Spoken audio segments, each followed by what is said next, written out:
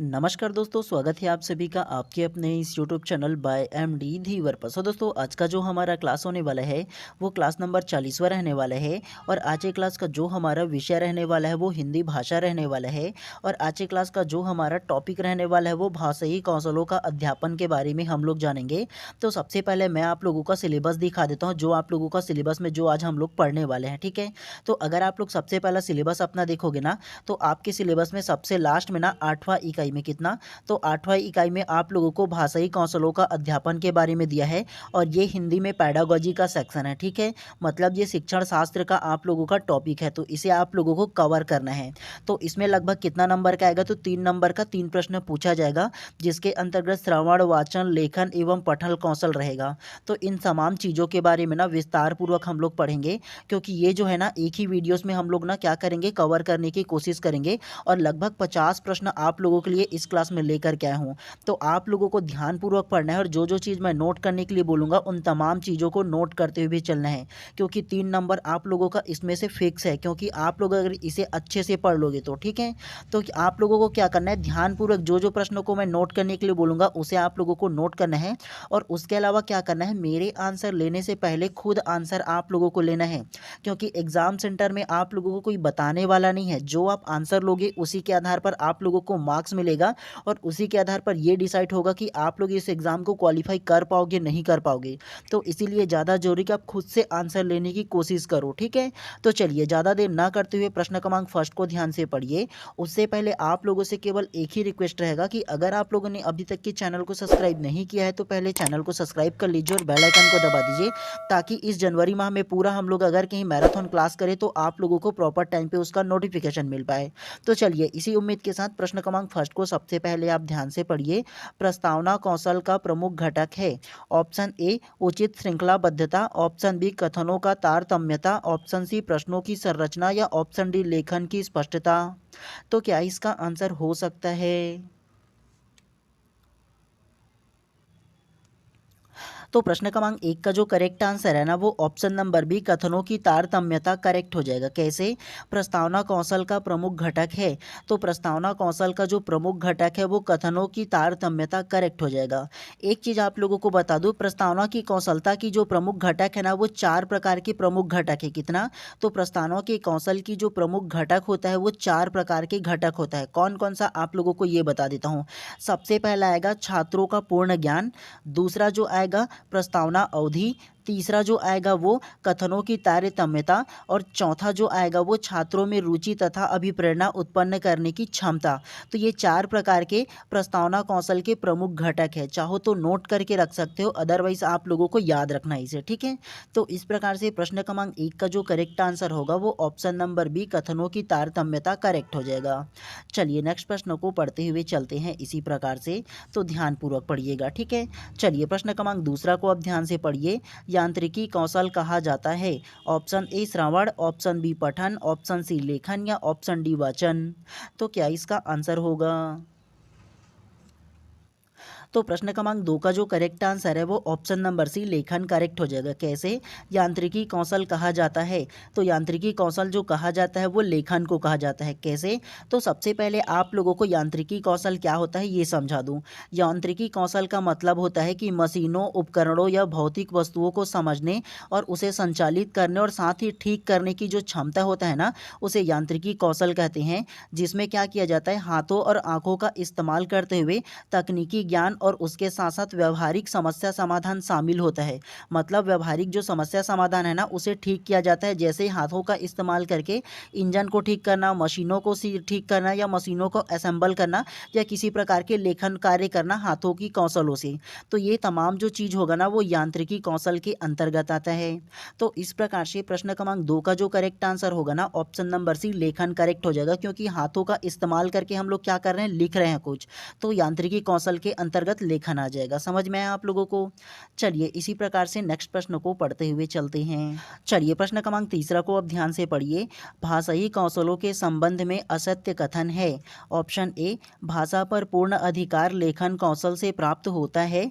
Option B, समस्त कौशलों का विकास कक्षा 5 तक हो जाना चाहिए। ऑप्शन सी, अभिव्यक्ति का सर्वश्रेष्ठ माध्यम लेखन कौशल है। या ऑप्शन डी, भाषा शिक्षण का मुख्य उद्देश्य भाषाई कौशल का विकास करना है।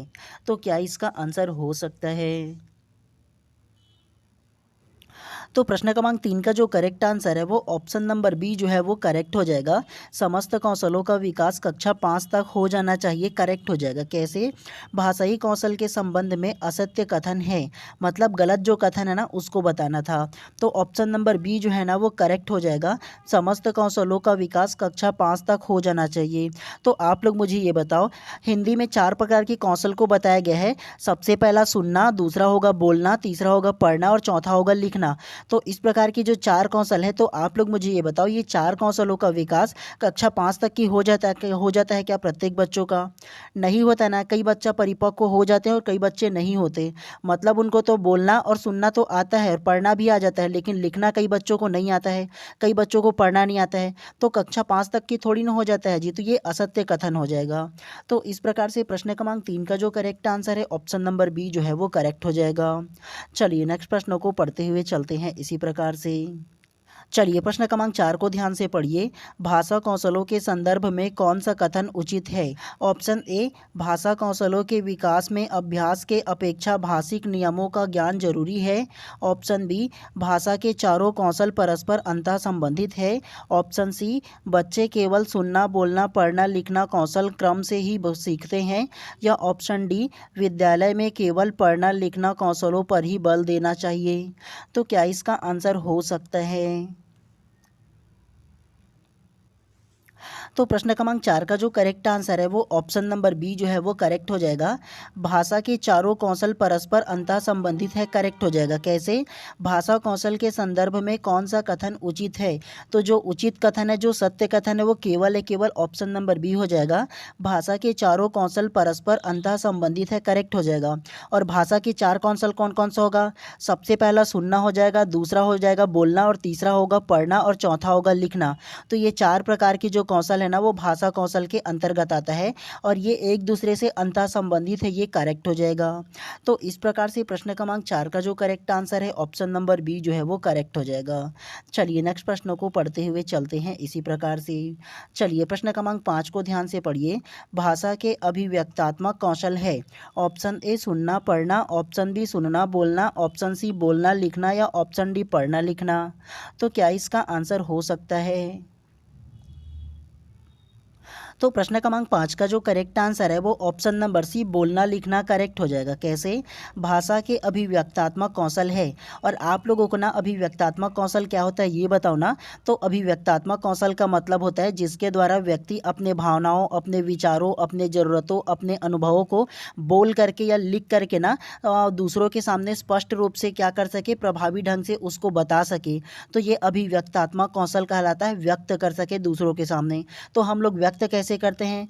या तो दूसरों के सामने हम लोग बोल करके अपनी जो भावना है, अपना जो विचार है उसे व्यक्त करते हैं, या लिख करके लिखित रूप में व्यक्त करते हैं। दो ही प्रकार से हम लोग बता सकते हैं ना जी, हैं। तो इस प्रकार से प्रश्न क्रमांक 5 का जो करेक्ट आंसर होगा ऑप्शन नंबर सी जो है वो करेक्ट हो जाएगा।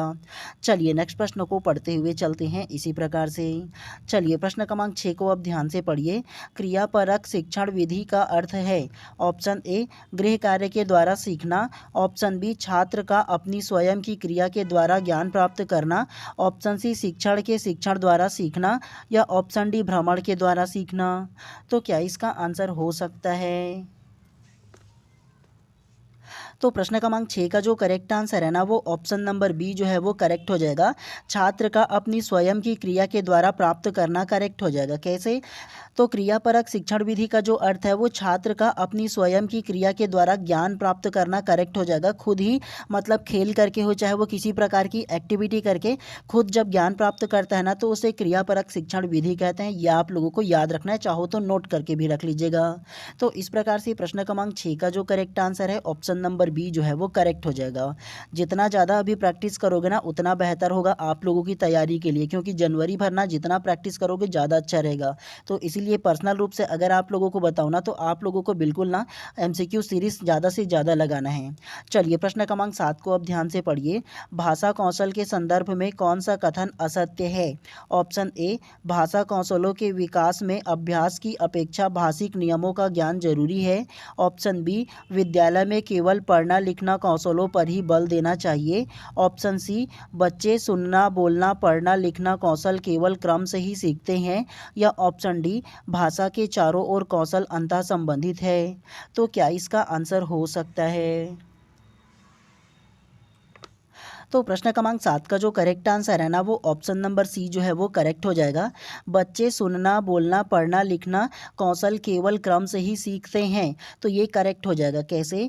भाषा कौशल के संदर्भ में कौन सा कथन असत्य है, मतलब जो गलत है वो पूछा है। तो जो गलत होगा वो ऑप्शन नंबर सी हो जाएगा। कैसे? बच्चे सुनना बोलना पढ़ना लिखना कौशल केवल क्रम से ही होता है। तो ये जो केवल जो बोला है ना वो निगेटिविटी को दर्शाता है। और हिंदी हो चाहे वो सीडीपी हो, अगर आप लोग पेडागोजी का सेक्शन पढ़ रहे हो ना तो आप लोगों को एक बात याद रखना है, अगर प्रश्न पॉजिटिव बोले तो आप लोगों को आंसर भी पॉजिटिव लेना है, लेकिन अगर प्रश्न नेगेटिव बोले तो आप लोगों को आंसर भी नेगेटिव लेना है। असत्य का मतलब क्या होता है? गलत। गलत मतलब नेगेटिव। तो केवल इसमें जो शब्द है वो भी नेगेटिविटी को दर्शाता है। उसके अलावा दूसरे तरीके से भी आप लोग जान सकते हो।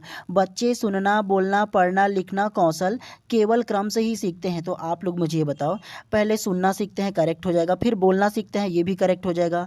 जरूरी ये है क्या कि पहले पढ़ना ही सीखेगा उसके बाद लिखना सीखेगा?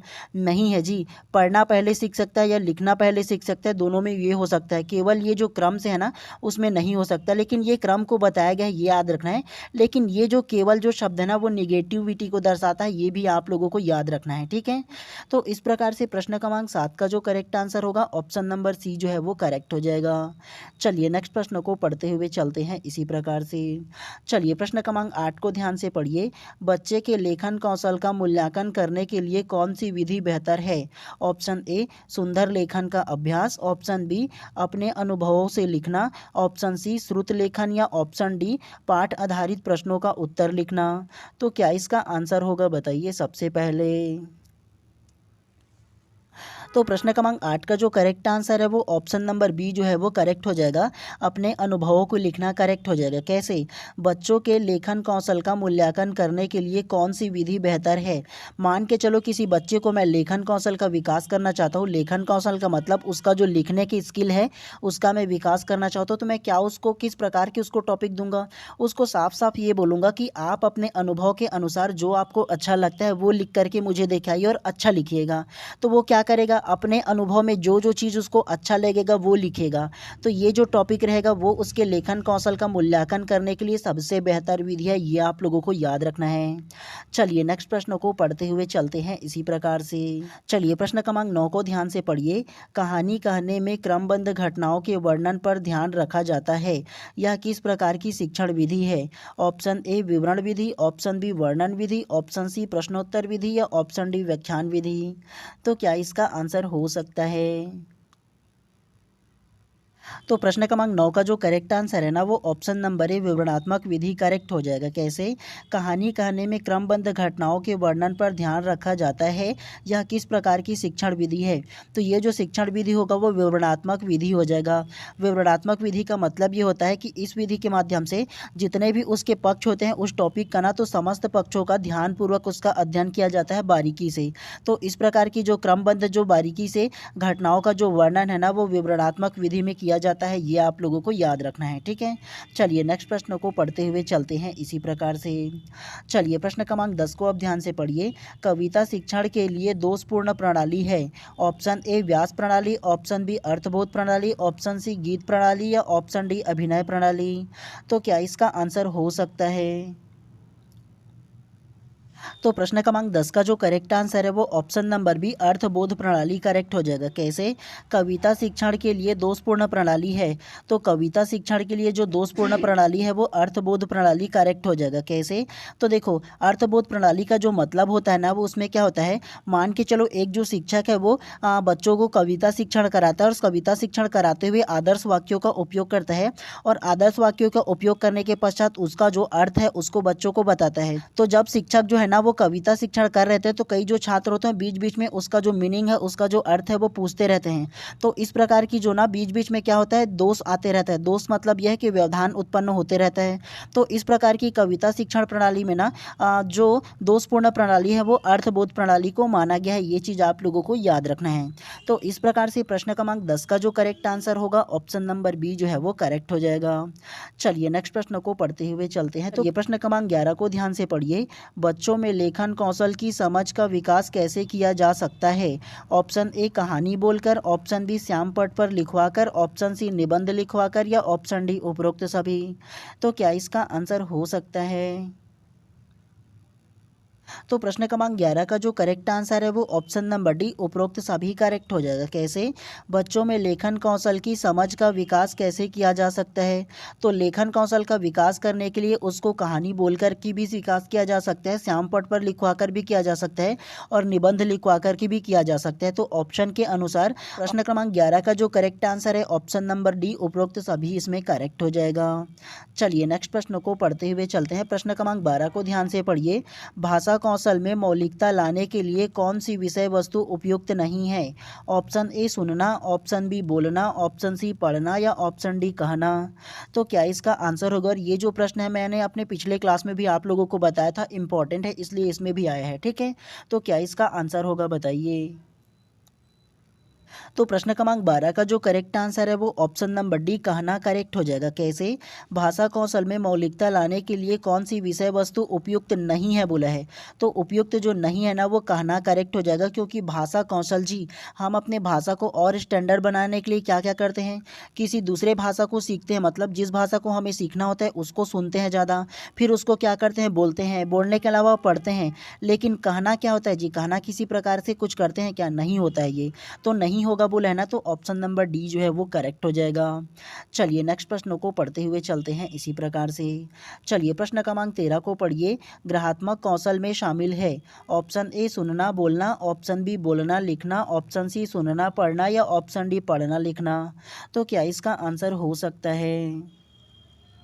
तो प्रश्न क्रमांक 13 का जो करेक्ट आंसर है ना वो ऑप्शन नंबर सी सुनना और पढ़ना करेक्ट हो जाएगा। कैसे? ग्रहात्मक कौशल में शामिल है। ग्रहात्मक का मतलब ये होता है कि ग्रहण करना, एडॉप्ट करना, सीखना जी। ग्रहण करना से क्या होगा, जब आप किसी की बात को सुनोगे तो क्या करोगे, उसके अर्थ को ग्रहण करोगे ना, वो जो बोल रहा है उसको ग्रहण करोगे ना, सुनोगे।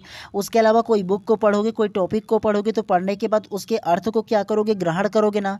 तो ये ग्रहात्मक कौशल के अंतर्गत आता है। ठीक है, चलिए नेक्स्ट प्रश्न को पढ़ते हुए चलते हैं इसी प्रकार से फटाफट अंदाज में, क्योंकि हम लोगों को 50 क्वेश्चन पढ़ना है जी, और लास्ट में आप लोग जरूर बताइएगा कि आप लोगों का कितना नंबर आया है। ठीक है, चलिए प्रश्न क्रमांक 14 को पढ़िए कि इस प्रणाली से छात्रों में सक्रियता बनी रहती है। ऑप्शन ए व्यास प्रणाली, ऑप्शन बी प्रश्नोत्तर प्रणाली, ऑप्शन सी गीत प्रणाली या ऑप्शन डी अभिनय प्रणाली। तो क्या इसका आंसर हो सकता है?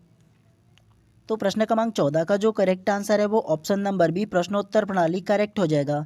और ये भी प्रश्न आप लोगों को पिछले क्लास में भी आया हुआ है कि इस प्रणाली से छात्रों में सक्रियता बनी रहती है। तो प्रश्नोत्तर प्रणाली से छात्रों में सक्रियता बनी रहती है। कैसे? मान के चलो मैं बच्चों को ना किसी क्लास में पढ़ा रहा हूँ और पढ़ाने के बाद मैं क्या करता हूँ, बीच बीच में ना पढ़ाने के दौरान बच्चों से प्रश्न पूछ देता हूँ। तो वो क्या रहेंगे, बच्चों को ये पता रहेगा ना कि सर जो है ना वो पढ़ाने के दौरान बीच बीच में ना प्रश्न पूछ देते, तो इसीलिए हमें सक्रिय रहना चाहिए ताकि हमें ना प्रश्न पूछे तो हम उसका आंसर दे पाएँ। तो प्रश्न उत्तर प्रणाली में क्या होता है, छात्र जो होते हैं वो सक्रिय रूप से ध्यान देते हैं और सारे टॉपिक को अच्छे से पढ़ते हैं। तो सक्रियता जो बनी रहती है वो प्रश्नोत्तर प्रणाली में बनी रहती है। चलिए नेक्स्ट प्रश्न को पढ़ते हुए चलते हैं इसी प्रकार से। चलिए प्रश्न क्रमांक 15 को ध्यान से पढ़िए। मानव अपने भावों को ध्वन्यात्मक रूप से प्रकट करता है, उसे मौखिक अभिव्यक्त करते हैं, यह कथन है। Option A Raman Bihari Lal, option B Rayburn, option C Haridev Bihari या ऑप्शन डी उपरोक्त सभी। तो क्या इसका आंसर हो सकता है बताइए सबसे पहले। तो प्रश्न क्रमांक 15 का जो करेक्ट आंसर है वो option number A Raman Bihari Lal correct हो जाएगा। कैसे? मानव अपने भावों को ध्वन्यात्मक रूप से प्रकट करता है, उसे मौखिक रूप से अभिव्यक्त करते हैं, यह कथन है। तो ये रमन बिहारी लाल का कहना है, ये आप लोगों को याद रखना है। ठीक है, चलिए नेक्स्ट प्रश्न को पढ़ते हुए चलते हैं इसी प्रकार से। चलिए प्रश्न क्रमांक 16 को ध्यान से पढ़िए। प्राथमिक स्तर पर सुनना बोलना कौशल विकसित करने में कौन सी विधि अधिक सहायक है? ऑप्शन ए कहानी कथन और श्रुत लेखन, ऑप्शन बी कविता पाठ और भाषा प्रयोगशाला, ऑप्शन सी भूमिका निर्वाह और समाचार वाचन, या ऑप्शन डी भूमिका निर्वाह और बातचीत करना। तो क्या इसका आंसर हो सकता है? तो प्रश्न क्रमांक 16 का जो करेक्ट आंसर है वो ऑप्शन नंबर डी भूमिका निर्वाह और बातचीत करना करेक्ट हो जाएगा। कैसे? प्राथमिक स्तर पर सुनना बोलना कौशल विकसित करने में कौन सी विधि अधिक सहायक है? सुनना और बोलने का जो कौशल है वो विकसित करने के लिए भूमिका निर्वाह मतलब किसी प्रकार की एक्टिविटी या किसी प्रकार की जो एक्टिंग होता है उसमें भाग लेना, उसके अलावा बातचीत करना सामने वाले से। तो जब आप बातचीत करोगे या किसी प्रकार की एक्टिविटी करोगे तो उसमें किस विकास का आप लोग कौशल होगा, मतलब किस कौशल का आपका विकास होगा? तो वो सुनना का विकास होगा और बोलने का जो कौशल है उसका विकास होगा। तो इस प्रकार से प्रश्न क्रमांक 16 का जो करेक्ट आंसर है ऑप्शन नंबर डी जो है वो करेक्ट हो जाएगा। चलिए प्रश्न क्रमांक 17 को अब ध्यान से पढ़िए। अभिव्यक्ति का उद्देश्य है, ऑप्शन ए भाषा और साहित्य में कवि का विकास, ऑप्शन सी बोलने की योग्यता, ऑप्शन सी लिखने की योग्यता, या ऑप्शन डी उपरोक्त सभी। तो क्या इसका आंसर होगा? तो प्रश्न क्रमांक 17 का जो करेक्ट आंसर है वो ऑप्शन नंबर डी उपरोक्त सभी करेक्ट हो जाएगा। कैसे? अभिव्यक्ति का उद्देश्य है, तो अभिव्यक्ति का जो उद्देश्य होगा वो भाषा और साहित्य में कवि का विकास भी हो जाएगा, बोलने की योग्यता भी हो जाएगा और लिखने की योग्यता भी हो जाएगा। तो इस प्रकार से प्रश्न क्रमांक 17 का जो करेक्ट आंसर है ऑप्शन नंबर डी जो है वो करेक्ट हो जाएगा। चलिए प्रश्न क्रमांक 18 को ध्यान से पढ़िए। मौन पठन का प्रकार है, ऑप्शन ए द्रुत पठन, ऑप्शन बी आदर्श पठन, ऑप्शन सी अनुकरण पठन, या ऑप्शन डी स्वर पठन। तो क्या इसका आंसर हो सकता है? तो प्रश्न क्रमांक 18 का जो करेक्ट आंसर है ना वो ऑप्शन नंबर ए द्रुत पठन करेक्ट हो जाएगा। कैसे? मौन पठन का प्रकार है, तो मौन पठन का जो प्रकार है वो द्रुत पठन हो जाएगा। और मौन पठन का जो मतलब होता है वो चुपचाप पढ़ना, मतलब आपके मुंह से ना किसी भी प्रकार के शब्द ना निकलना, चुप रह करके आंखों का प्रयोग करके और मस्तिष्क के माध्यम से क्या करते हैं, चुपचाप पढ़ने को क्या बोलेंगे, मौन पठन होगा। और मौन पठन का जो अंतर्गत आएगा ना वो द्रुत पठन आ जाएगा। और द्रुत पठन का जो मतलब होगा वो चुपचाप पढ़ना भी होता है और क्या होता है, फास्ट तरीके से पढ़ना भी होता है। ठीक है, मतलब बिना किसी आवाज़ निकाले फास्ट तरीके से अर्थ को ग्रहण करना या पढ़ना जो होता है वो मौन पठन के अंतर्गत आता है। ठीक है, चलिए नेक्स्ट प्रश्न को पढ़ते हुए चलते हैं इसी प्रकार से फटाफट अंदाज में। चलिए प्रश्न क्रमांक 19 को ध्यान से पढ़िए। मौन वाचन किसके सहारे किया जाता है? ऑप्शन ए कान के सहारे, ऑप्शन बी आँख के सहारे, ऑप्शन सी मुख के सहारे, या ऑप्शन डी जीभ के सहारे। ये भी रिपीटेड प्रश्न है, आप लोगों के पिछले क्लास में ये भी आ चुका है। तो क्या इसका आंसर होगा? तो प्रश्न क्रमांक 19 का जो करेक्ट आंसर होगा ना वो ऑप्शन नंबर बी आँख के सहारे करेक्ट हो जाएगा। कैसे? मौन वाचन किसके सहारे किया जाता है? मौन वाचन का मतलब ये होता है कि चुपचाप पढ़ना बिना किसी आवाज़ को निकाले।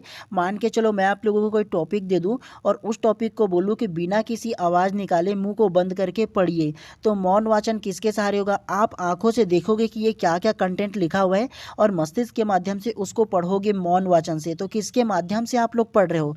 आंखों के सहारे पढ़ रहे हो ना आप लोग।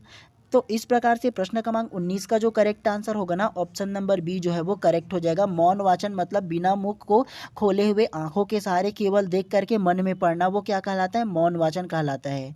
चलिए नेक्स्ट प्रश्न को पढ़ते हुए चलते हैं इसी प्रकार से फटाफट अंदाज में। चलिए प्रश्न क्रमांक 20 को ध्यान से पढ़िए। भाषा प्रयोगशाला में शिक्षण किस रूप में होता है? ऑप्शन ए समूह रूप में, ऑप्शन बी व्यक्तिगत रूप में, ऑप्शन सी व्यक्तिक एवं सामूहिक दोनों में, या ऑप्शन डी इनमें से सभी। ये भी आप लोगों का रिपीटेड प्रश्न है, तो जल्दी बताइए क्या इसका आंसर होगा। तो प्रश्न क्रमांक 20 का जो करेक्ट आंसर है ना वो ऑप्शन नंबर डी इनमें से सभी रूपों में करेक्ट हो जाएगा। कैसे? भाषा प्रयोगशाला में शिक्षण किस रूप में होता है? तो भाषा प्रयोगशाला में जो शिक्षण होता है वो सभी में होता है, सामूहिक रूप से भी होता है, व्यक्तिगत रूप से भी होता है और व्यक्तिगत और सामूहिक दोनों रूपों से भी होता है। ठीक है, तो इस प्रकार से प्रश्न क्रमांक 20 का जो करेक्ट आंसर होगा ऑप्शन नंबर डी जो है ना वो करेक्ट हो जाएगा। चलिए प्रश्न क्रमांक 21 को पढ़िए। व्याकरण शिक्षण की युक्ति विधि है। ऑप्शन ए आगमन विधि, ऑप्शन बी निगमन विधि, ऑप्शन सी आगमन निगमन विधि, या ऑप्शन डी इनमें से कोई नहीं। ये भी आप लोगों का रिपीटेड प्रश्न है। अधिकतर जो रिपीटेड प्रश्न आ रहे हैं ना, उसका मतलब ये है कि आप लोगों के लिए ये इंपॉर्टेंट है, ताकि दोबारा जब भी पढ़ो ना तो रिवीजन करने की ज़रूरत ना पड़े, इसीलिए इस प्रकार के प्रश्नों को ऐड किया हूँ मैं। ठीक है, तो जल्दी से बताइए क्या इसका आंसर होगा। तो प्रश्न क्रमांक 21 का जो करेक्ट आंसर है ना, वो ऑप्शन नंबर सी आगमन और निगमन करेक्ट हो जाएगा। कैसे? व्याकरण शिक्षण की उपयुक्त विधि है, तो व्याकरण शिक्षण की जो विधि होगा वो आगमन और निगमन विधि करेक्ट हो जाएगा। और ये जो आगमन विधि और निगमन विधि जो है ना, वो आप लोगों का बाल विकास के ना जो विषय है उसमें बहुत ही ज़्यादा महत्वपूर्ण है, पूछा जाता है कि आगमन विधि क्या है या निगमन विधि क्या है। शॉर्ट में आप लोगों को समझा देता हूँ, ध्यानपूर्वक सुनिएगा। आगमन विधि का मतलब ये होता है उस विधि जिसके माध्यम से सबसे पहले उदाहरण दिया जाता है पढ़ाने से पहले, और उदाहरण दे करके जो भी नियम कायदा कानून रूल रेगुलेशन होता है उसे जब बताया जाता है ना, तो उसे आगमन विधि कहते हैं। ठीक है, निगमन विधि ठीक उसी का उल्टा है। निगमन विधि में क्या किया जाता है, सबसे पहले ना क्या किया जाता है, नियम कायदा कानून रूल रेगुलेशन को पहले बताया जाता है बच्चों को, जिस विषय को पढ़ाना होता है, जिस टॉपिक को पढ़ाना होता है उसके, और उसके बाद फिर क्या किया जाता है, उदाहरण दिया जाता है, तो वो निगमन विधि होता है। तो आप लोगों को याद रखना है आगमन विधि और निगमन विधि। ठीक है, चलिए नेक्स्ट प्रश्न को पढ़ते हुए चलते हैं इसी प्रकार से। ये प्रश्न क्रमांक 22 को ध्यान से पढ़िए। बोलने या वाचन कौशल का विकास होता है, ऑप्शन ए आदर्श वाचन से, ऑप्शन बी अनुकरण वाचन से, ऑप्शन सी मौन वाचन से, या ऑप्शन डी सभी। तो क्या इसका आंसर हो सकता है? तो प्रश्न क्रमांक 22 का जो करेक्ट आंसर है ना, वो ऑप्शन नंबर बी अनुकरण वाचन से करेक्ट हो जाएगा। कैसे? बोलने या वाचन कौशल का विकास होता है, तो बोलने या वाचन कौशल का जो विकास होता है वो अनुकरण से होता है जी, मतलब अनुकरण वाचन से होता है। कैसे? बोलना, एक जो बच्चा है वो बोलना कैसे सीखता है, सबसे पहले क्या करता है, अपने बड़े बुजुर्ग जो भी उसके आसपास जो भी व्यक्ति रहते हैं वो जब बोलते हैं तो उसको ध्यानपूर्वक सुनते हैं, और जो शब्द वो बोला होता है उसी को वो क्या करते हैं, अनुकरण करते हैं, रिपीट करते हैं। वो जो सीखते हैं, जो बोलते हैं ना हम लोग की बेटा चाचा बोल चाचा, बेटा मामा बोल, बेटा पापा बोल, बेटा अम्मा बोल, तो इस प्रकार की जो बोलना होता है ना, तो ये क्या करता है, बच्चा अनुकरण ही ना करेगा जी, उसका रिपीट ही ना करेगा बोल करके। तो इस प्रकार से प्रश्न क्रमांक 22 का जो करेक्ट आंसर है ऑप्शन नंबर बी जो है वो करेक्ट हो जाएगा। चलिए नेक्स्ट प्रश्नों को पढ़ते हुए चलते हैं इसी प्रकार से। चलिए प्रश्न क्रमांक 23 को अब ध्यान से पढ़िए।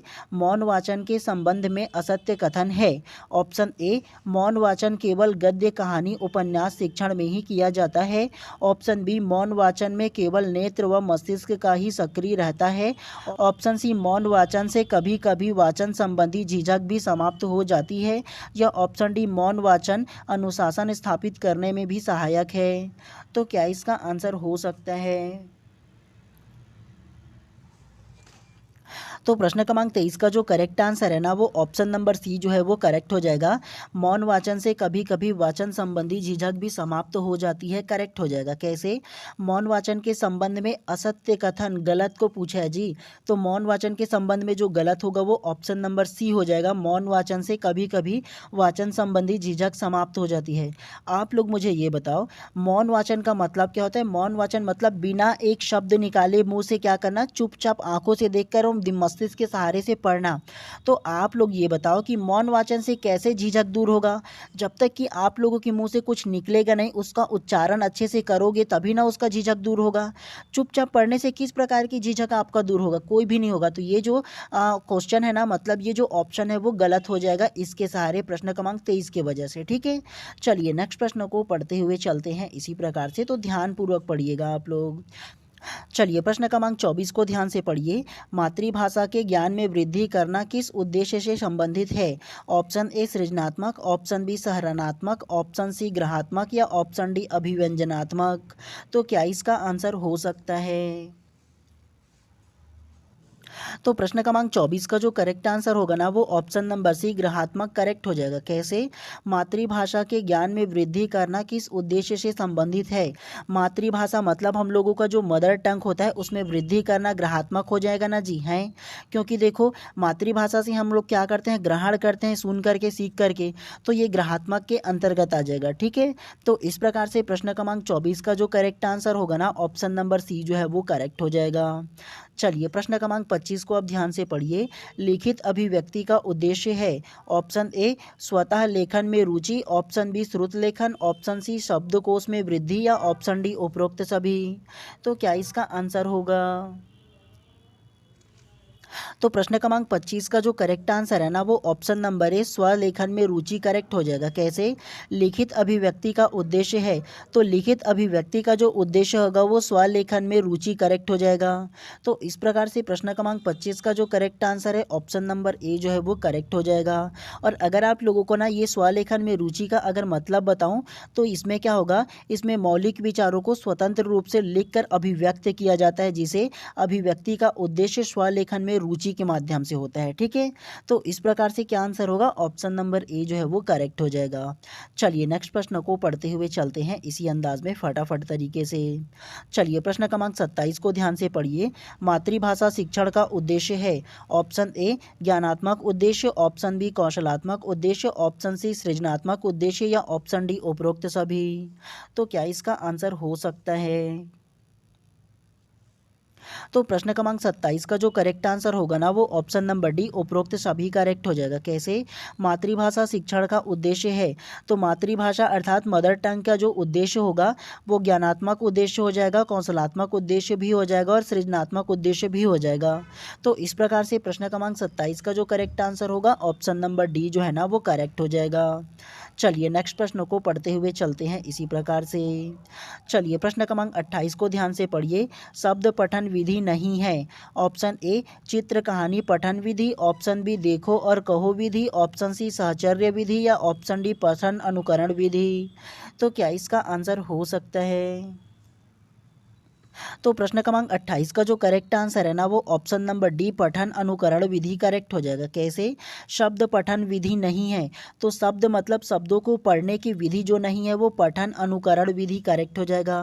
पढ़ो और उसका अनुकरण करो ये विधि नहीं होगा, केवल है केवल बाकी सब देखो चित्र कहानी पठन भी विधि होता है, शब्द पठन के अंतर्गत देखो और कहानी विधि भी हो जाता है, मतलब देखो और कहानी कहो विधि भी हो जाता है, साहचर्य विधि भी हो जाता है, लेकिन पठन अनुकरण विधि ना ये शब्द पठन विधि का नहीं होगा, ये आप लोगों को याद रखना है इसके बारे में। चलिए नेक्स्ट प्रश्न को पढ़ते हुए चलते हैं इसी प्रकार से। चलिए प्रश्न क्रमांक 29 को ध्यान से पढ़िए। भाषाई कौशल है ऑप्शन ए शिक्षण कराना, ऑप्शन बी अधिगम कराना, ऑप्शन सी अनुदेश कराना या ऑप्शन डी दक्षता प्राप्त करना। तो क्या इसका आंसर हो सकता है? तो प्रश्न क्रमांक 29 का जो करेक्ट आंसर है ना वो ऑप्शन नंबर डी दक्षता प्राप्त करना करेक्ट हो जाएगा। कैसे? भाषाई कौशल है, तो भाषाई कौशल जो होगा वो दक्षता प्राप्त करना ही ना हो जाएगा जी। और ये जो प्रश्न है ये भी आप लोगों का प्रीवियस क्लास में रिपीटेड प्रश्न है। भाषाई कौशल का मतलब ही होता है कि मान के चलो मुझे हिंदी या अंग्रेजी में भाषाई कौशल का दक्षता प्राप्त है, मतलब उसमें मैं एक्सपर्ट हूँ, तो उसमें मेरे को क्या होगा, अगर इंग्लिश में मेरे को दक्षता प्राप्त है तो मैं उस विषय पे क्या होऊंगा, ज्ञानी होऊंगा, मतलब उस विषय पे मैं बहुत अच्छे तरह से क्या होऊंगा, दक्षता प्राप्त हो जाएगा भाषाई कौशल उस विषय का अगर मेरे को होगा तो इस प्रकार से प्रश्न क्रमांक 29 का जो करेक्ट आंसर है ऑप्शन नंबर डी जो है ना वो करेक्ट हो जाएगा। चलिए नेक्स्ट प्रश्न को पढ़ते हैं। प्रश्न क्रमांक 30 को पढ़िए अब। लिखित सामग्री को मन में ही बिना आवाज किए चुपचाप पढ़ना कहलाता है, ऑप्शन ए स्वर वाचन, ऑप्शन बी अनुकरण वाचन, ऑप्शन सी मौन वाचन या ऑप्शन डी इनमें से कोई नहीं। तो क्या इसका आंसर होगा? ये इजी है आप लोगों के लिए। तो प्रश्न क्रमांक 30 का जो करेक्ट आंसर है ना वो ऑप्शन नंबर सी मौन वाचन करेक्ट हो जाएगा। कैसे? लिखित सामग्री को मन में बिना आवाज़ किए चुपचाप पढ़ना मौन वाचन ही ना कहलाएगा जी। जब हम लोग बिना किसी आवाज़ निकाले चुपचाप मन में ही पढ़ेंगे तो वो मौन वाचन कहलाता है। चलिए नेक्स्ट प्रश्न को पढ़ते हुए चलते हैं इसी प्रकार से। चलिए प्रश्न क्रमांक 31 को ध्यान से पढ़िए। शब्द सीखना और शब्द भंडार का अर्जन, ऑप्शन ए आजीवन जारी रहता है, ऑप्शन बी 3 वर्ष तक हो चुका होता है, ऑप्शन सी 10 वर्ष तक हो जाता है या ऑप्शन डी उपरोक्त में से कोई नहीं।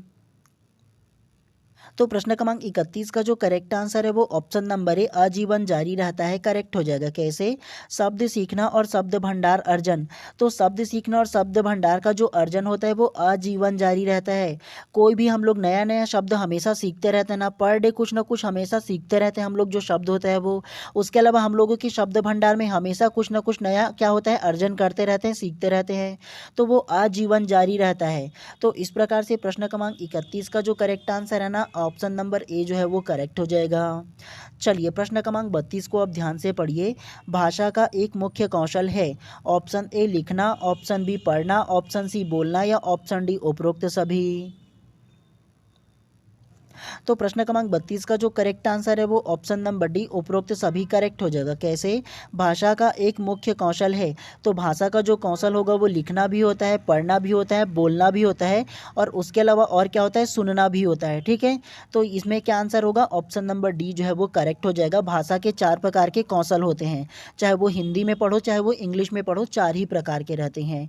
चलिए प्रश्न क्रमांक 33 को पढ़िए अब। मौन पठन का लाभ है। ऑप्शन ए उच्चारण अभ्यास हेतु अवसर मिलता है, ऑप्शन बी स्वास्थ्य की प्रवृत्ति विकसित होती है, ऑप्शन सी पठन की शुद्धता का संवर्धन होता है या ऑप्शन डी एकाग्र होकर ध्वनियों की शुद्ध उच्चारण। तो क्या इसका आंसर हो सकता है? तो प्रश्न क्रमांक 33 का जो करेक्ट आंसर होगा ना वो ऑप्शन नंबर बी जो है वो करेक्ट हो जाएगा। स्वास्थ्य की प्रवृत्ति विकसित होती है, करेक्ट हो जाएगा। कैसे? मौन पठन का लाभ है। मौन पठन जी मतलब बिना आवाज़ निकाले चुपचाप पढ़ना, तो बिना आवाज़ निकाले चुपचाप पढ़ना में क्या होगा, स्वास्थ्य की प्रवृत्ति विकसित होगी। बाकी ऑप्शन कैसे गलत होगा ये भी जान लो।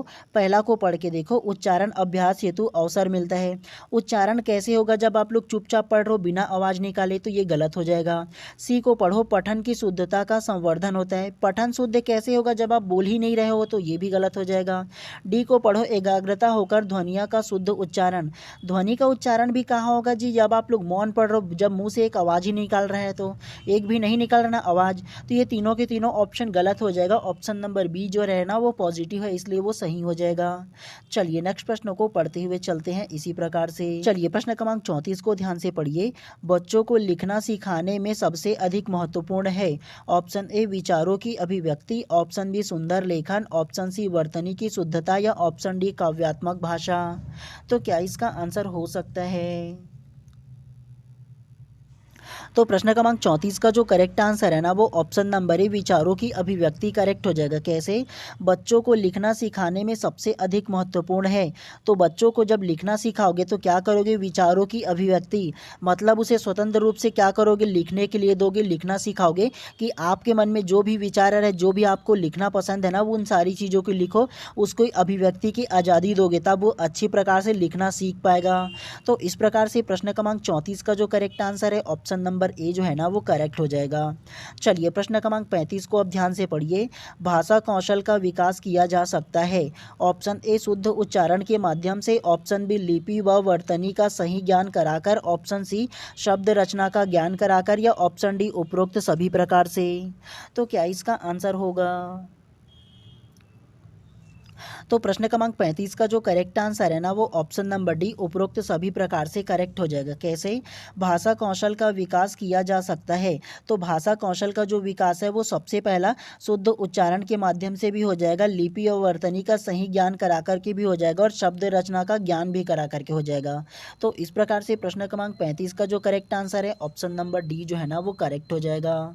चलिए नेक्स्ट प्रश्न को पढ़ते हुए चलते हैं इसी प्रकार से। चलिए प्रश्न क्रमांक 36 को ध्यान से पढ़िए। वाचन शिक्षण का उद्देश्य है। ऑप्शन ए पढ़ने के कौशल, ऑप्शन बी बोलने का कौशल या ऑप्शन सी उपरोक्त दोनों या ऑप्शन डी इनमें से कोई नहीं। तो क्या इसका आंसर हो सकता है?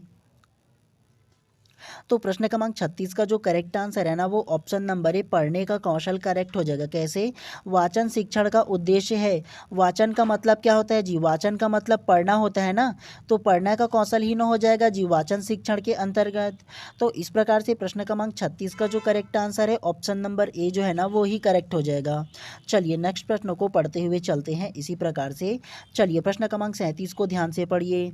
भाषा सीखने का स्वाभाविक व मनोवैज्ञानिक क्रम है। ऑप्शन ए सुनना बोलना लिखना पढ़ना, ऑप्शन बी सुनना पढ़ना बोलना लिखना, ऑप्शन सी पढ़ना लिखना सुनना बोलना या ऑप्शन डी सुनना बोलना पढ़ना लिखना। तो क्या इसका क्रम है आप लोगों को ये बताना, और पिछले क्लास में आप लोगों को बोला भी था नोट करके रखना है, याद रखना है बोल करके। तो क्या इसका आंसर हो सकता है? तो प्रश्न क्रमांक 37 का जो करेक्ट आंसर है ना वो ऑप्शन नंबर डी जो है वो करेक्ट हो जाएगा। सुनना, बोलना, पढ़ना, लिखना करेक्ट हो जाएगा। कैसे? भाषा सीखने का स्वाभाविक व मनोवैज्ञानिक क्रम है। तो भाषा सीखने का जो मनोवैज्ञानिक क्रम है वो एक बच्चा जो होता है वो सबसे पहला सुनता है, सुनने के बाद क्या करता है, बोलना सीखता है, और बोलने के बाद फिर धीरे से पढ़ना सीखता है, और पढ़ने के बाद फिर लास्ट में लिखना सीखता है। तो सीखने का ना मतलब भाषा सीखने का जो स्वाभाविक और मनोवैज्ञानिक जो क्रम है वो सबसे पहला सुनना होगा, फिर बोलना होगा, फिर पढ़ना होगा, फिर लिखना होगा। तो ये चारों क्रम को आप लोगों को याद रखना है। चलिए नेक्स्ट प्रश्न को पढ़ते हुए चलते हैं इसी प्रकार से।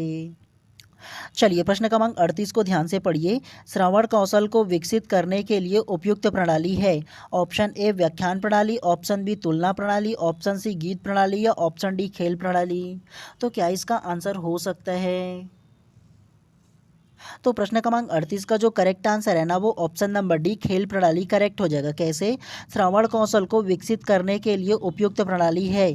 श्रवण कौशल जी मतलब सुनने का जो कौशल है ना उसको विकसित करने के लिए खेल प्रणाली हो जाएगा, क्योंकि खेल के माध्यम से बोलना भी सीखेगा और उसके अलावा सुनना भी सीखेगा। तो दोनों प्रकार की जो होगा ना विकास वो श्रवण कौशल का मुख्यतः ज़्यादा होगा, वो खेल प्रणाली के माध्यम से हो जाएगा। ठीक है, तो इस प्रकार से प्रश्न क्रमांक 38 का जो करेक्ट आंसर है ऑप्शन नंबर डी जो है वो करेक्ट हो जाएगा। चलिए प्रश्न क्रमांक 39 को ध्यान से पढ़िए। पठन पाठन के अंत में ऐसे अभ्यास एवं गतिविधियां हो जो ऑप्शन ए सरल भाषा वाले हो, ऑप्शन बी पाठ पर बिल्कुल आधारित ना हो, ऑप्शन सी बच्चों को स्वयं कुछ करने और सीखने का अवसर प्रदान करे, या ऑप्शन डी केवल पाठ से ही संबंधित हो। तो क्या इसका आंसर हो सकता है? तो प्रश्न क्रमांक 39 का जो करेक्ट आंसर है ना वो ऑप्शन नंबर सी जो है वो करेक्ट हो जाएगा। बच्चों को स्वयं कुछ करने और सीखने का अवसर प्रदान करे करेक्ट हो जाएगा। कैसे? पठन पाठन के अंतर्गत ऐसे अभ्यास एवं गतिविधियां हो। तो अभ्यास और गतिविधियां किस में होगा? जो बच्चों को स्वयं कुछ करने का क्या करे और सीखने का मौका दे और करने का मौका दे। तो ऐसे पठन पाठन जो होता है ना वो बहुत ही ज़्यादा इंपॉर्टेंट होता है। ठीक है, तो इस प्रकार से प्रश्न क्रमांक 39 का जो करेक्ट आंसर है ऑप्शन नंबर सी जो है वो करेक्ट हो जाएगा। और 39वां प्रश्न को देखोगे ना तो पॉजिटिव आंसर भी ऑप्शन नंबर सी केवल करेक्ट रहेगा। चलिए प्रश्न क्रमांक 40 को पढ़िए। भाषा का मुख्य कौशल है। ऑप्शन ए लिखना, ऑप्शन बी पढ़ना, ऑप्शन सी बोलना या ऑप्शन डी सभी। तो क्या इसका आंसर होगा? तो प्रश्न क्रमांक 40 का जो करेक्ट आंसर है वो ऑप्शन नंबर डी ही ना हो जाएगा जी। भाषा का मुख्य कौशल है बोला है, तो भाषा का मुख्य कौशल कौन कौन सा होगा? लिखना भी होगा, पढ़ना भी होगा, बोलना भी होगा और सुनना भी हो जाएगा। तो चारों आ जाएगा इसके अंतर्गत उपरोक्त सभी में। ठीक है, चलिए नेक्स्ट प्रश्न को पढ़ते हुए चलते हैं इसी प्रकार से फटाफट अंदाज में। चलिए प्रश्न क्रमांक 41 को ध्यान से पढ़िए। उच्च प्राथमिक स्तर पर हिंदी भाषा विकास के लिए कौन सी गतिविधि उपयोगी नहीं हो सकती? ऑप्शन ए मुहावरों का अर्थ लिखकर वाक्य बनाना, ऑप्शन बी सूचना डायरी लेखन विज्ञापन लेखन आदि का कार्य करवाना, ऑप्शन सी विज्ञापनों पोस्टरों साइन बोर्ड और भाषा के अन्य उपयोगी का विश्लेषण करना, या ऑप्शन डी पढ़ी गई कहानियों का समूह में नाटक रूपांतरण करना। तो क्या इसका आंसर हो सकता है? तो प्रश्न क्रमांक 41 का जो करेक्ट आंसर है ना वो ऑप्शन नंबर ए जो है वो करेक्ट हो जाएगा। मुहावरों के अर्थ लिखकर वाक्य बनाना करेक्ट हो जाएगा। कैसे? उच्च प्राथमिक स्तर पर हिंदी भाषा विकास के लिए कौन सी गतिविधि उपयोगी नहीं है बोला है। उच्च प्राथमिक स्तर का मतलब है कि 6वीं से लेकर के 8वीं कक्षा तक की मान के चलो, अगर उसमें हिंदी भाषा का विकास के लिए गतिविधि करा रहे हैं तो उसमें उपयोगी कौन सा नहीं होगा? मुहावरे के अर्थ लिखकर वाक्य बनाना जो रहेगा ना वो हिंदी भाषा के विकास के लिए उपयोगी नहीं होगा। बाकी सब उसका उपयोगी हो जाएगा, तीनों के तीनों। ठीक है, तो इस प्रकार से प्रश्न क्रमांक 41 का जो करेक्ट आंसर है ऑप्शन नंबर ए जो है ना वो करेक्ट हो जाएगा। चलिए प्रश्न क्रमांक 43 को अब ध्यान से पढ़िए। लिखित अभिव्यक्ति का साधन नहीं है।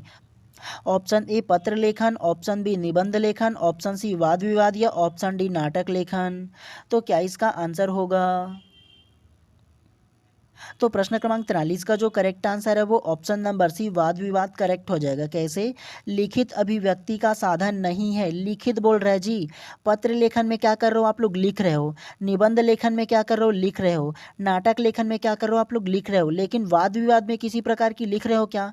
नहीं लिख रहे हो। वाद विवाद क्या होता है? एक दूसरे से क्या होता है? संवाद करना हो जाएगा, तो ये नहीं होगा उसमें। ठीक है, तो इस प्रकार से प्रश्न क्रमांक 43 का क्या आंसर होगा? ऑप्शन नंबर सी जो है ना वो करेक्ट हो जाएगा। चलिए प्रश्न क्रमांक 42 को ध्यान से पढ़िए। बच्चे अक्सर खेलते हुए खेल गीतों का प्रयोग करते हैं। ये खेल गीत भाषाई कौशल के विकास में किस प्रकार सहायक है? ऑप्शन ए, बालकों की ऊर्जा को बाहर लाने में अद्भुत भूमिका निभाते हैं। ऑप्शन बी, भाषा के रचनात्मक इस्तेमाल के निराले स्रोत हैं। ऑप्शन सी, बुनियादी कौशल के अर्जन का उपयोगी साधन है। या ऑप्शन डी, उपरोक्त सभी।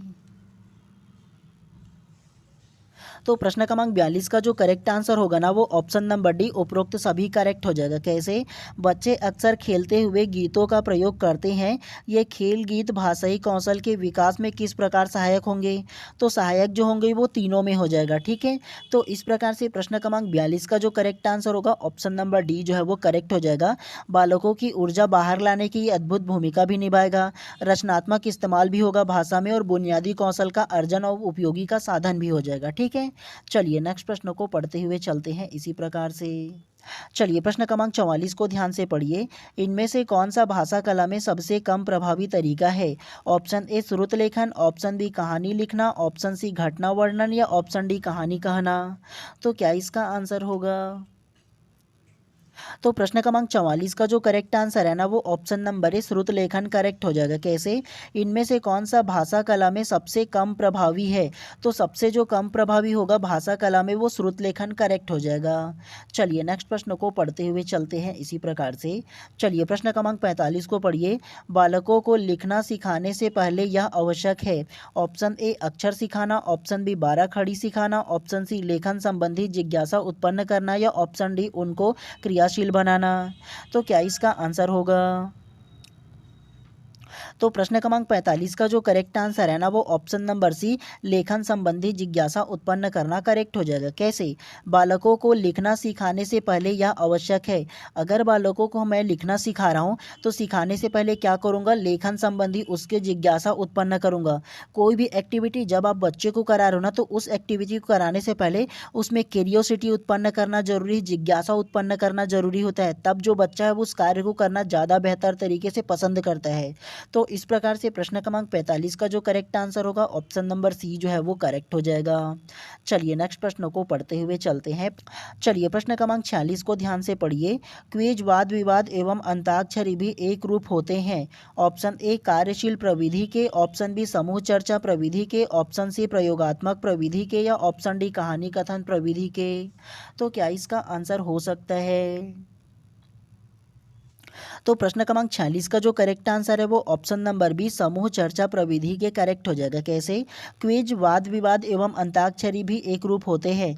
तो आप लोग मुझे ये बताओ, क्विज जो होता है वो अकेले में होता है क्या? नहीं, समूह में चर्चा होता है। वाद विवाद भी क्या होता है? समूह रूप से होता है। और अंताक्षरी आप लोग को पता हो ना, बचपन में खेले होंगे, तो वो भी क्या होता है? समूह में होता है। तो ये तीनों की तीनों जो एक्टिविटी होगा ना वो समूह चर्चा प्रविधि के अंतर्गत आ जाएगा। चलिए नेक्स्ट प्रश्नों को पढ़ते हुए चलते हैं। अब कुछ ही प्रश्न बचा आप लोगों के लिए। ठीक है, चलिए प्रश्न क्रमांक 47 को पढ़िए। मौखिक अभिव्यक्ति कौशल विकास करने का सशक्त माध्यम है। ऑप्शन ए, विद्यालय पत्रिका। ऑप्शन बी, नाटक। ऑप्शन सी, वाद विवाद। या ऑप्शन डी, क्विज कार्यक्रम। तो क्या इसका आंसर होगा? तो प्रश्न क्रमांक 47 का जो करेक्ट आंसर है ना वो ऑप्शन नंबर सी, वाद विवाद करेक्ट हो जाएगा। कैसे? मौखिक अभिव्यक्ति कौशल विकसित करने का सशक्त माध्यम है। मौखिक अभिव्यक्ति कौशल मतलब सामने से दूसरों को अभिव्यक्त करना, बताना, बोल करके अपनी बातों को समझाना। तो किस प्रकार से आप लोग बोल करके बता सकते हो और अपने ये जो बोलने वाली जो कौशल है उसका विकास कर सकते हो। वाद विवाद मतलब किसी प्रकार के आप लोगों को टॉपिक दे दूं और उस टॉपिक में पॉजिटिव और निगेटिव दोनों तरफ से वाद विवाद होगा तो वो क्या होगा? बोलने के कौशल का विकास होगा। तो इस प्रकार से प्रश्न क्रमांक 47 का जो करेक्ट आंसर है ऑप्शन नंबर सी जो है ना वो करेक्ट हो जाएगा। चलिए नेक्स्ट प्रश्न को पढ़ते हुए चलते हैं। चलिए प्रश्न क्रमांक 48 को ध्यान से पढ़िए। प्रस्तावना कौशल का संबंध छात्रों खालिस्तान होता है। ऑप्शन ए, मौन वाचन से। ऑप्शन बी, पाठोपरांत निष्कर्ष से। ऑप्शन सी, पूर्व ज्ञान से। या ऑप्शन डी, इनमें से कोई नहीं। तो प्रश्न क्रमांक 48 का जो करेक्ट आंसर है ना वो ऑप्शन नंबर सी पूर्व ज्ञान से करेक्ट हो जाएगा। कैसे? प्रस्तावना कौशल का संबंध छात्रों में खाली स्थान होता है, तो छात्रों से क्या होगा, वो पूर्व ज्ञान से संबंधित होगा। जो प्रस्तावना का कौशल होता है वो, अगर आप लोगों को किसी प्रकार का प्रश्न दिया जाता है, उसमें उत्तर लिखने के लिए बोला जाता है, तो आप लोग क्या डायरेक्ट उत्तर लिख देते हो क्या? अगर आप लोगों ने कॉलेज किया होगा तो कॉलेज में आप लोगों को पता होगा कि प्रस्तावना लिखने का जो कौशल होता है वो किस प्रकार से होता है। तो सबसे पहले प्रश्न दिया है, तो प्रश्न के बाद उत्तर में जब लिखोगे ना, तो प्रस्तावना आप लोग लिखोगे, भूमिका जो लिखना होता है वो शॉर्ट में लिखा जाता है, पूरे प्रश्न का सार होता है वो, है ना। तो प्रस्तावना जो कौशल होता है वो पूर्व ज्ञान से लिया जाता है, पूर्व ज्ञान के माध्यम से प्रस्तावना कौशल का क्या होता है, विकास होता है, संबंधित होता है वो। तो इस प्रकार से प्रश्न क्रमांक 48 का जो करेक्ट आंसर है ऑप्शन नंबर सी जो है वो करेक्ट हो जाएगा। चलिए प्रश्न क्रमांक 49 को ध्यान से पढ़िए। लेखन क्रिया के शिक्षण का आरंभ होता है। ऑप्शन ए सीधी रेखाओं से, ऑप्शन बी घुड़ियों से, ऑप्शन सी तिरछी रेखाओं से, या ऑप्शन डी अक्षरों से। तो प्रश्न क्रमांक 49 का जो करेक्ट आंसर है ना वो ऑप्शन नंबर ए सीधी रेखाओं से करेक्ट हो जाएगा। कैसे? लेखन क्रिया के शिक्षण का आरंभ होता है, तो लेखन क्रिया के जो शिक्षण है उसका जो आरंभ होता है, मतलब लिखने का जो आरंभ होगा वो सीधी रेखाओं से होता है ना जी। सबसे पहले लिखने से पहले आप लोग क्या करते हो, कई जो हम लोग शुरुआती में ना सबसे पहले इस प्रकार से रेखा बनाते हैं और उसके बाद क्या करते हैं, लिखना शुरू करते हैं, जो भी हमको लिखना होता है वो, है ना। तो ये जो लेखन की क्रिया का जो प्रारंभ होता है ना वो सीधी रेखाओं से होता है, ये आप लोगों को याद रखना है, ठीक है। चलिए आज की क्लास के अंतिम प्रश्नों को ध्यान से पढ़िए, प्रश्न क्रमांक 50 को। चलिए ध्यान से पढ़ते हैं। लेखन कला का विकास होता है। ऑप्शन ए देखने से, ऑप्शन बी सुनने से, ऑप्शन सी अनुकरण से, या ऑप्शन डी अभ्यास से। तो क्या इसका आंसर होगा? तो प्रश्न क्रमांक 50 का जो करेक्ट आंसर होगा ना वो ऑप्शन नंबर डी अभ्यास से करेक्ट हो जाएगा। कैसे? लेखन कला का विकास होता है, लेखन मतलब लिखने का जी, तो लिखने की आप लोगों की जो कला है वो उसका विकास कैसे होगा, अभ्यास से ना होगा जी। आप लोग मुझे बताओ, शुरुआती में आप लोग जब लिखते थे कोई भी वाक्य जो होता है वो कोई भी लाइन हो जाए, जब आप लोग लिखे हुए वाक्य को देखते हो तो क्या आप लोगों को अच्छा दिखता था क्या?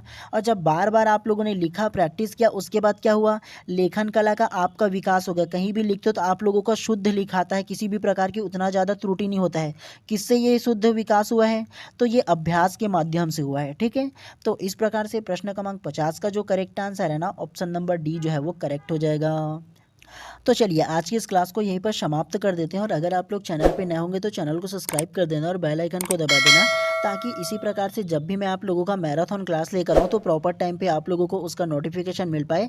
तो इसलिए ज़्यादा जरूरी है कि आप चैनल को सब्सक्राइब कर दीजिएगा, ठीक है। चलिए मिलते हैं इसी प्रकार से नेक्स्ट क्लास में। आप सभी लोगों का दिन शुभ एवं मंगलमय हो।